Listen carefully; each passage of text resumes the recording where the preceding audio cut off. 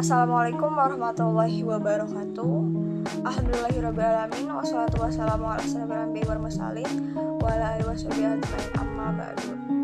Yang terhormat kepada Ibu Niki Pravitri MLC selaku dosen pengampu mata kuliah filsafat ilmu.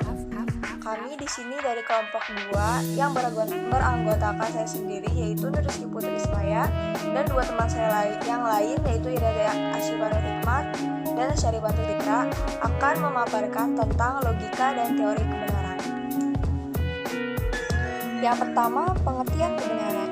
Kebenaran merupakan suatu hal yang utama dan terdapat di dalam kehidupan setiap manusia, yang artinya sifat atau martabat dalam jiwa kemanusiaan atau manusiawi berusaha untuk menganggap suatu kebenaran.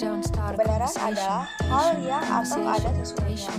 Misalnya, kebenaran berita ini masih diragukan dan kita harus berani membela kebenaran dan keadilan.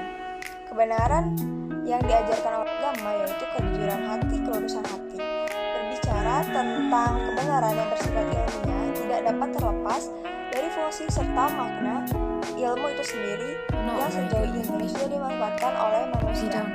Di samping itu, juga proses tersebut harus melalui tahap-tahap metode ilmiah. Selanjutnya, teori pengetahuan. Jenis pengetahuan menurut Amsal Bahtiar mengutip bahwa jenis pengetahuan terdiri dari 4 sebagai berikut. Yang pertama, pengetahuan biasa. Pengetahuan ini sering dikatakan sebagai common sense dan diterjemahkan sebagai good sense. Hal tersebut dapat terjadi karena seseorang memiliki sesuatu di mana ia menerima secara baik. Kedua, pengetahuan ilmu atau sains, yang merupakan pengetahuan yang diperoleh lewat metode ilmiah yang dapat menjamin suatu kebenarannya. Ketiga, pengetahuan filsafat. Pengetahuan ini diperoleh lewat pemikiran rasional berdasarkan pemahaman, penilaian, spekulasi, penafsiran serta kritis. Pengetahuan filsafat lebih menekankan pada universitas dan yang kedalaman pelajaran perihal suatu hal. Keempat, pengetahuan agama. Pengetahuan ini hanya diperoleh Tuhan dan melalui perantara utusannya. Pengetahuan ini bersifat wajib dan mutlak diyakini oleh para pemeluk agama. Pengetahuan di dalam agama mengajarkan beberapa hal, seperti ajaran berhubungan dengan Tuhan, dengan manusia, pengetahuan tentang keyakinan agama, dan lain sebagainya. Pengetahuan ini bersifat benar yang mutlak karena berasal dari Tuhan dan Nabi. Selanjutnya, teori-teori kebenaran. Adanya kebenaran selalu dihubungkan dengan pengetahuan manusia mengenai objek, dan pengetahuan berasal dari banyak sumber. Sumber-sumber itu kemudian berfungsi sebagai ukuran kebenaran. Berikut merupakan teori-teori kebenaran. Yang pertama, ada teori korespondensi atau correspondence theory of truth. Sering disebut dengan accordance theory of truth, yaitu teori yang berkorespondensi terhadap suatu fakta atau pernyataan yang ada di alam atau objek tertentu yang tujuannya pernyataan. Kebenaran merupakan suatu keadaan benar yang apabila terdapat kesesuaian yang dimaksud oleh pendapat atau pernyataan dengan objek tertentu. Teori korespondensi biasanya dianut oleh para pengikut aliran realisme. Tokoh diantaranya seperti Plato, Aristoteles, Ramsey, dan More. Teori ini dikembangkan oleh Bertrand Russell pada tahun 1972 sampai 1970. Menurut teori ini, kebenaran merupakan suatu kesesuaian antara pernyataan tentang suatu hal dengan kenyataan atau fakta hal itu sendiri. Misalnya, Serang merupakan ibu kota dari Banten. Pernyataan tersebut adalah benar dan kenyataan. Yang kedua, teori koherensi atau coherence theory of truth. Teori kebenaran, koherensi atau konsisten merupakan teori kebenaran yang didasarkan pada suatu ciri atau kriteria yang bersifat konsisten. Suatu hal atau pernyataan dapat disebut benar bila sesuai dengan hal komprehensif dari pernyataan yang berhubungan secara logis. Menurut teori ini, kebenaran tidak dibentuk atas hubungan antara suatu putusan dengan suatu hal yang lain dan berdasarkan pada fakta dan realitas, tetapi dengan tetap mempertahankan hubungan putusan-putusan itu sendiri. Teori ini dikembangkan pada abad 19 dan tokoh yang berpengaruh adalah Hegel yang diikuti oleh penganut idealisme. Teori ini punya banyak kelemahan dan sudah banyak ditinggalkan. Misalnya, astrologi mempunyai sifat yang koheren, tetapi kita tidak dapat menganggap astrologi benar, dan kebenarannya bukan hanya dibentuk oleh hubungan fakta serta realitas saja, tetapi juga dengan pernyataan itu sendiri. Misalnya, semua orang membutuhkan makan. Budi adalah manusia, jadi Budi membutuhkan makan. Yang ketiga ada teori pragmatism. The Pragmatist Theory of Truth. Kata pragmatism berasal dari bahasa Yunani yaitu pragmai, dalam arti dikerjakan, dilakukan perbuatan dan tindakan, dan sebutan bagi filsafat yang dikembangkan oleh seorang tokoh bernama William James dari Amerika Serikat. Teori ini merupakan teori yang berpandangan bahwa arti dari ide dibatasi oleh rujukan pada konsekuensial sosial, personal maupun ilmiah. Benar tidaknya suatu teori atau dalil tergantung pada bermanfaat atau tidaknya teori tersebut bagi kehidupan manusia. Kebenaran pula harus bersifat fungsional dalam kehidupan yang praktis. Aliran ini lahir di Amerika pada abad 10 dengan menekan pentingnya akal budi dan rasio sebagai suatu hal untuk memecahkan masalah dalam kehidupan manusia yang bersifat praktis.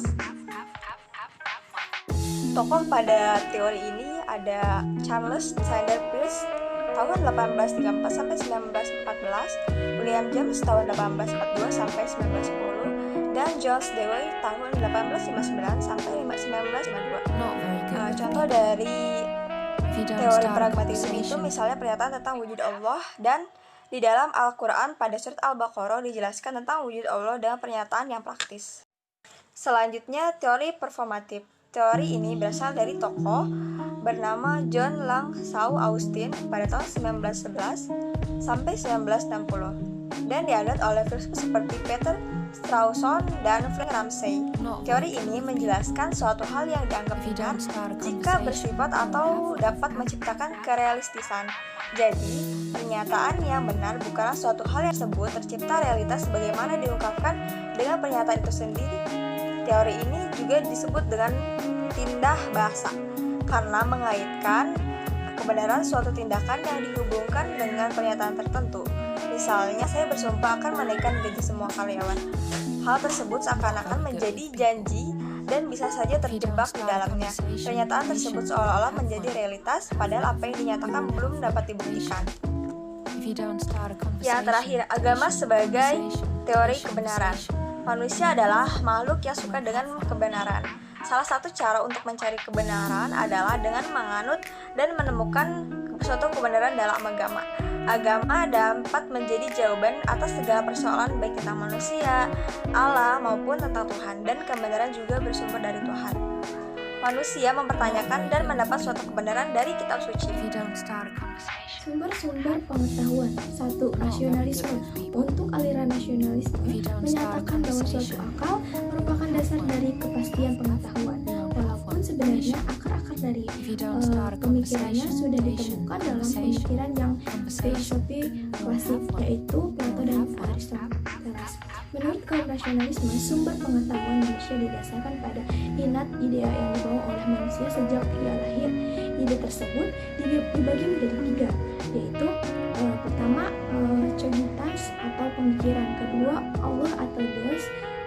Manusia secara umum memiliki ide tentang suatu wujud yang sempurna, dan wujud yang sempurna itu tak lain adalah Tuhan. Ketika ekstensia atau bisa disebut kekuasaan, yaitu ide dari bawaan manusia, materi yang memiliki keluasan dalam ruang. Yang kedua yaitu empirisme. Empirisme berasal dari kata Yunani empiriskos yang berarti pengalaman. Menurut proses ini, manusia memperoleh pengetahuan melalui pengalaman. Ini berarti pengalaman. Empirisme hanya menganggap pengalaman ilmiawan sebagai satu-satunya sumber kebenaran dan kepastian pengetahuan manusia. Oleh karena itu, dalam empirisme, sumber utama memperoleh pengetahuan adalah pengalaman indrawan. Maka empirisme menekankan metode eksperimental dalam proses mewujudkan pengetahuan manusia. Yang ketiga yaitu kritisisme.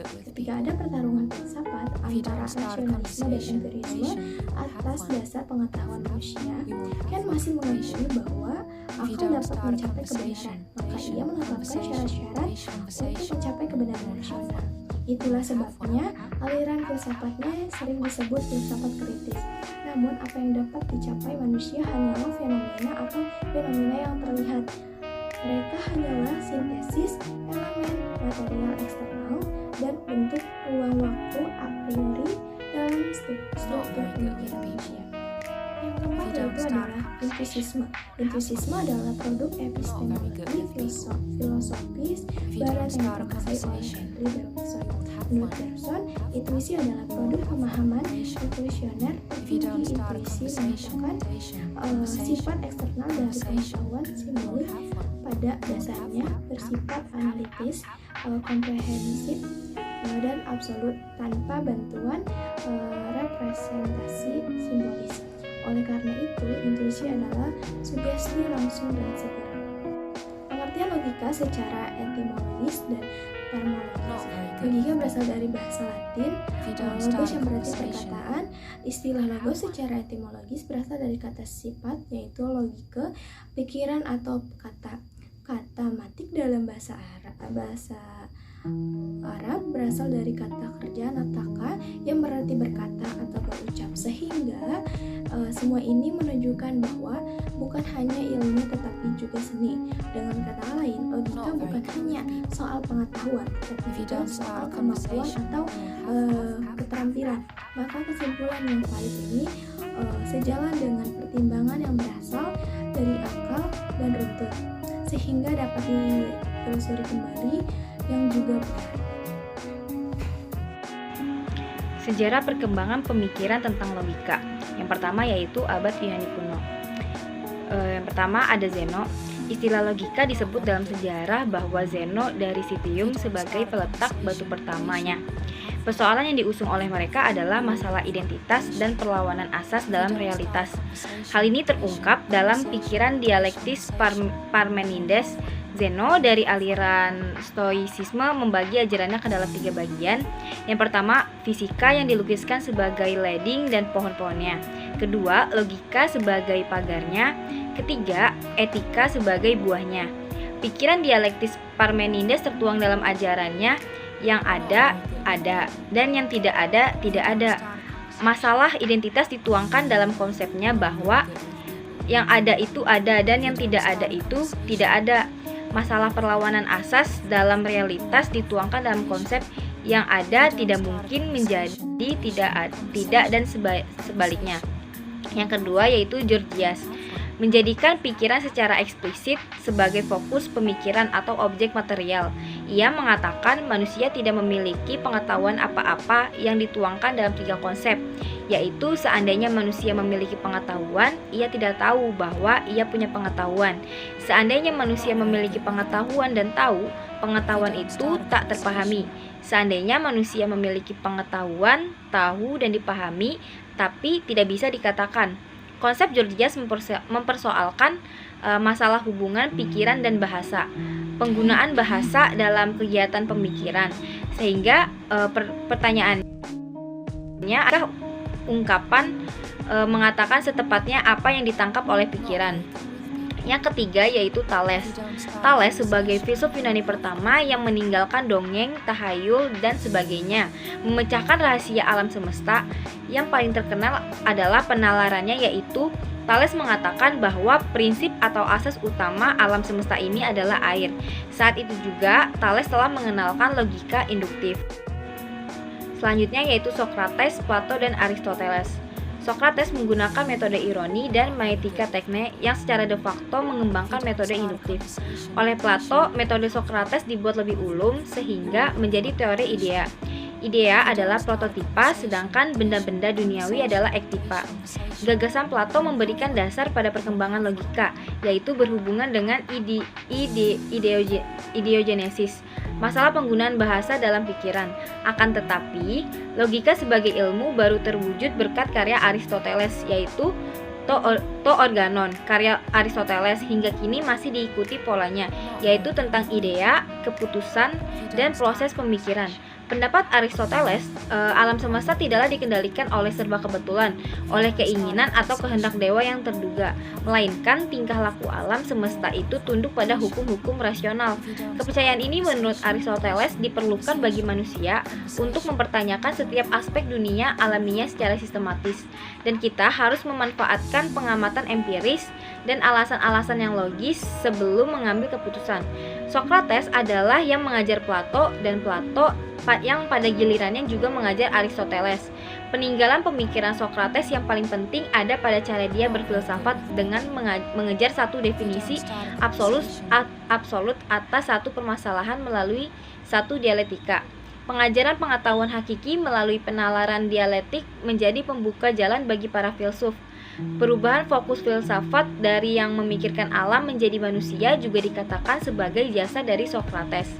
Manusia menjadi objek filsafat yang penting setelah sebelumnya dilupakan oleh para pemikir hakikat alam semesta.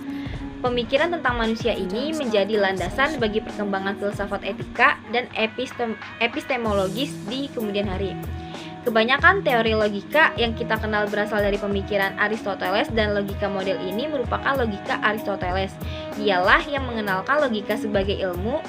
Saat Thales mengemukakan alam semesta ini adalah air, yang berarti air adalah jiwa sesuatu, Aristoteles menyimpulkan air adalah jiwa tumbuh-tumbuhan.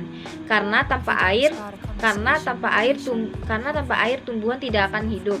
Air adalah jiwa hewan dan jiwa manusia, air jugalah uap dan es. Pada masa Aristoteles, logika masih disebut dengan analitika atau logika formal, yang secara khusus meneliti berbagai argumentasi yang berangkat dari proposisi yang benar. Dan dialektika yang secara khusus meneliti argumentasi yang berangkat dari proposisi yang masih diragukan kebenarannya. Inti dari logika Aristoteles ini adalah silogisme. Logika sebagai sebuah ilmu tentang hukum-hukum berpikir guna memelihara jalan pikiran dari setiap kekeliruan. Logika sebagai ilmu baru pada waktu disebut dengan nama analektika. Kumpulan karya tulis Aristoteles mengenai logika diberi nama organon atau alat. Terdiri atas 6 bagian. Yang pertama menguraikan pengertian-pengertian, kedua tentang keputusan-keputusan, ketiga tentang pembuktian, keempat tentang silogisme, kelima tentang argumentasi dan metode berdebat, dan keenam tentang kesesatan dan kekeliruan berpikir. Logika Aristoteles adalah suatu sistem berpikir deduktif yang bahkan sampai saat ini masih dianggap sebagai dasar dari setiap pelajaran tentang logika formal. Analitik adalah ilmu logika yang berdasarkan pada premis-premis yang diasumsikan benar. Logika formal adalah sebuah ilmu pengetahuan besar tentang sistem proses berpikir. Logika formal merupakan hasil karya filsafat zaman Yunani kuno. Pemikir-pemikir Yunani kuno awalan yang menemukan metode berpikir. Logika Aristoteles ini mempengaruhi cara berpikir umat manusia selama 2000 tahun. Logika jenis ini merupakan 4 jenis aturan penalaran apa yang disebut penalaran silogistik. Dia juga mengembangkan aturan untuk pembuatan alasan berantai yang jika diikuti tidak akan pernah menghasilkan simpulan yang salah bila premis-premisnya benar. Yang masuk akal, rangkaian dasar adalah silogisme. Silogisme adalah pasangan dalil yang digabungkan akan memberikan suatu simpulan yang baru. Contohnya, semua manusia akan mati dan semua orang Yunani adalah manusia, menghasilkan simpulan yang logis yaitu semua orang Yunani akan mati. Cara berpikir tersebut tidak memiliki lawan sampai kemudian ditantang, dijatuhkan dan menjadi ketinggalan zaman oleh dialektika yang merupakan sebuah sistem besar kedua dalam ilmu cara berpikir. Dialektika merupakan hasil dari gerakan ilmu pengetahuan revolusioner selama seabad yang dilakukan oleh pekerja-pekerja intelektual. Berbeda dengan logika klasik atau yang juga dikenal dengan istilah analitika, dialektika berawal dari proposisi-proposisi yang masih diragukan kebenarannya. Ide dasar dialektika sudah dicetuskan oleh Aristoteles dalam organonnya yang menyebutkan 10 kategori yang membangun penalaran atau logika dialektika, yaitu substansi, kuantitas, kualitas, relasi, tempat, waktu, posisi, keadaan, aksi, dan keinginan. Pada awal abad pertengahan hingga tahun 1141, perkembangan logika masih berkisar pada konsep logika Aristoteles terutama prediksi dan logika proposisi. Sesudah tahun 1141, 4 karya Aristoteles yang lain lebih dikenal sebagai logika baru. Logika lama dari era baru diberi nama logika antik yang dibedakan dengan logika modern atau logika suposisi yang dikembangkan para filsuf Arab. Para filsuf Arab menekankan pada pentingnya pendalaman logika proposisi untuk menerangkan kesesatan logis. Tokoh logika fenomenal zaman Islam adalah Al-Farabi yang terkenal mahir dalam bahasa Greek tua atau Yunani kuno, menyalin seluruh karya Aristoteles dalam berbagai bidang ilmu dan karya tulis ahli-ahli pikir Greek lainnya. Al-Farabi menyalin dan memberikan komentar atas 6 bagian logika dan menambahkan 2 bagian baru sehingga menjadi 8 bagian. Al-Farabi adalah seorang komentator filsafat Yunani yang ulung di dunia Islam. Meskipun kemungkinan besar ia tidak bisa berbahasa Yunani, ia mengenal para filsuf Yunani, yaitu Plato, Aristoteles, dan Plotinus dengan baik. Kontribusinya terletak di berbagai bidang seperti matematika, filosofi, pengobatan, bahkan musik. Al-Farabi dikenal dengan sebutan guru kedua setelah Aristoteles karena kemampuannya dalam memahami Aristoteles yang dikenal sebagai huruf pertama dalam ilmu filsafat. Dia adalah filsuf Islam pertama yang berupaya menghubungkan dan sejauh mungkin menyelaraskan filsafat politik Yunani klasik dengan Islam serta berupaya membuatnya bisa dimengerti dalam konteks agama-agama wahyu. Karya Al-Farabi tentang logika menyangkut bagian-bagian berbeda dari karya Aristoteles, yaitu organon, baik dalam bentuk komentar maupun ulasan panjang. Kebanyakan tulisan ini masih berupa naskah dan sebagian besar naskah ini belum ditemukan. Sedangkan karya dalam kelompok kedua menyangkut berbagai cabang pengetahuan filsafat, fisika, matematika, dan politik. Kebanyakan pemikiran yang dikembangkan oleh Al-Farabi sangat berafiliasi dengan sistem pemikiran Helenik berdasarkan Plato dan Aristoteles. Logika pada perkembangannya kemudian sempat mengalami masa dekadensi yang panjang. Logika bahkan dianggap sudah tidak bernilai dan dangkal sekali, berulah pada abad ke-18 sampai dengan abad 15. Tampil beberapa tokoh lain seperti Petrus Hispanus, Roger Bacon, Raimundus Lullus, dan Wilhelm Ockham yang coba mengangkat kembali ilmu logika sebagai salah satu ilmu yang penting untuk disejajarkan dengan ilmu-ilmu yang lainnya. Pada abad modern, Thomas Hobbes meskipun mengikuti tradisi Aristoteles tetapi ajaran-ajarannya didominasi oleh paham nominalisme, yaitu pemikiran yang dipandang sebagai suatu proses manipulasi tanda-tanda verbal, dan mirip operasi yang dipandang sebagai suatu proses manipulasi tanda-tanda verbal dan mirip operasi matematik. Logika deduktif psikolistrik Aristoteles dan masih menunjukkan ada tanda-tanda induktif mendapat tantangan hebat dari Francis Bacon dan logika induktif murninya, juga dari René Descartes dalam Discours de Méthode sebagai logika deduktif murni. Logika ternyata perlu dilengkapi dengan metode lain, yaitu analisis geometri dan aljabar ala Descartes. Ia mempunyai kelebihan sebagai berikut, yaitu tidak terima apapun sebagai benar kecuali kalau diyakini sendiri bahwa itu benar. Memilih masalah menjadi bagian-bagian terkecil untuk mempermudah penyelesaian. Berpikir untuk diri yang paling sederhana sampai yang paling rumit. Perincian yang lengkap dan pemeriksaan menyeluruh diperlukan supaya tidak ada yang terlupakan. John Stuart Mill juga mengusung metode induktif, tetapi bagi Mill tujuannya untuk menemukan hubungan kausalitas fenomena. Bagi Mill, sebab suatu kejadian dimaknai sebagai seluruh jumlah kandai positif dan negatif yang diperlukan. Metode Mill didasarkan pada 2 asumsi, yaitu tiada faktor dapat merupakan sebab dari suatu akibat jika faktor tersebut tidak ada suatu akibat dari terjadi. Kedua, tiada faktor tersebut ada dan akibatnya tidak terjadi. Mill juga menuntut setiap peneliti untuk persoalan kausalitas dengan 4 hal, yaitu penelitian harus sadar ada masalah yang meminta masalahnya dengan jelas. Ketiga, ia harus meneliti segala faktor yang berhubungan dengan masalah tersebut. Setelah itu semua baru peneliti dapat memilah-milah mana faktor yang ada dan tidak ada ketika masalah tersebut muncul. Metode induktifnya ke dalam 5 golongan, yaitu yang pertama metode mencocokkan, suatu sebab disimpulkan dari kecocokan dengan sumber kejadian. Kedua, metode membedakan, suatu sebab disimpulkan dari adanya perbedaan dalam peristiwa yang terjadi. Ketiga, metode mencocokkan. Metode ini merupakan gabungan 1 dan 2. Keempat, metode perubahan selang-seling yang seiring. Kelima, metode menyisakan. Metode 1, 2, 3 bersifat kualitatif, metode 1, 2, 3, 4 berdasarkan kurang lebih 2 kejadian. Metode 4 bersifat kuantitatif, metode 5 berdasarkan satu kejadian saja. Kant dan Hegel telah memberikan pencerahan di bidang pemikiran logika. Kant memunculkan konsep logika transendental karena ajaran logikanya membicarakan bentuk-bentuk pikiran pada umumnya. Disebut transendental karena juga melampaui batas pengalaman manusia, yaitu ajaran 12 antene akal dalam berdialog dalam realitas. Antene akal tersebut adalah sebagai berikut. Aspek kuantitas terdiri dari unsur kesatuan, kejamakan, dan keutuhan. Aspek kualitas terdiri dari realitas, negasi, dan limitasi. Aspek relasi terdiri dari substansi, aksidensi, sebab akibat, dan interaksi timbal balik. Aspek yang terakhir adalah modalitas yang terdiri dari mungkin tidak mungkin, ada tiada, dan keperluan kebetulan. Sedangkan ajaran Hegel masih merupakan kelanjutan dari ajaran logika Kant.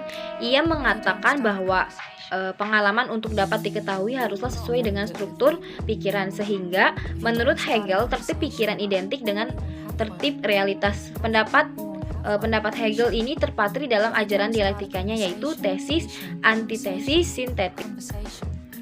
Prinsip-prinsip dasar logika. Yang pertama itu ada sebelumnya asas logika formal. Asas adalah pangkal atau asal dari mana sesuatu itu muncul dan dimengerti.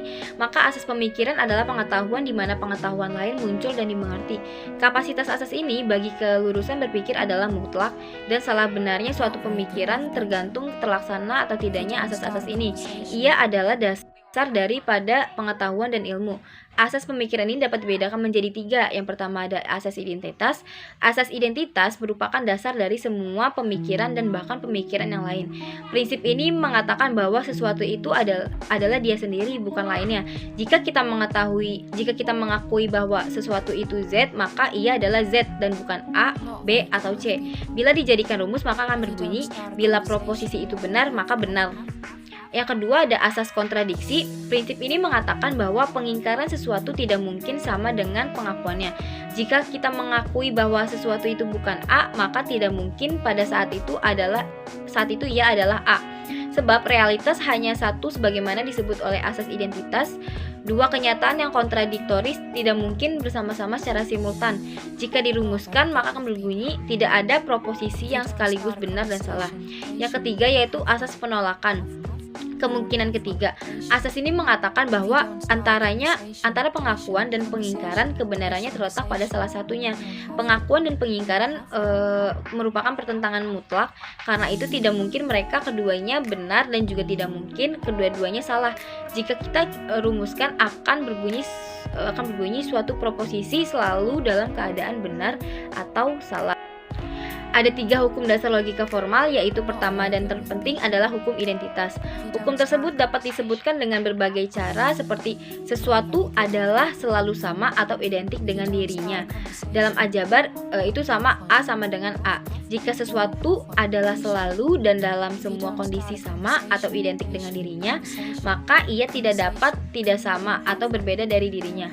Kesimpulan tersebut secara logis patuh pada hukum identitas.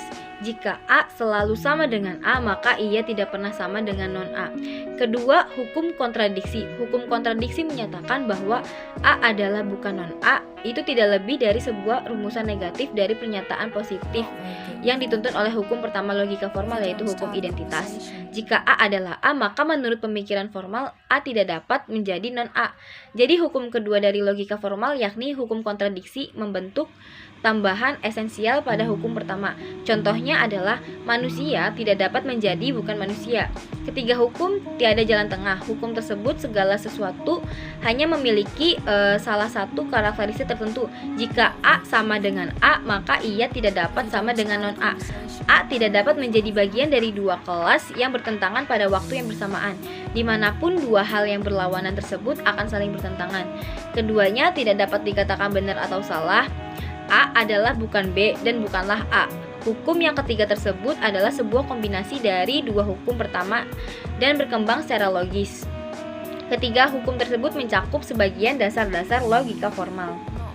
Selanjutnya, teori-teori kebenaran dalam filsafat, urgensi dan signifikasi dalam upaya pemberantasan hoax. Hilangnya nalar kritis masyarakat. Pada pemilu tahun 2019, pesta demokrasi diwarnai dengan konten digital yang terindikasi berita bohong atau hoax dan beredar secara luas ke masyarakat. Kondisi ini ditengarai oleh pengamat politik sebagai dampak dari budaya post-truth politik atau politik pasca kebenaran. Budaya politik ini ditandai oleh masyarakat yang mengutamakan emosi dalam menyuarakan pilihannya. Pada politik pasca kebenaran ini, fakta objek dianggap kurang penting dibandingkan dengan emosi dan kepercayaan personal yang digunakan untuk membentuk pendapat masyarakat.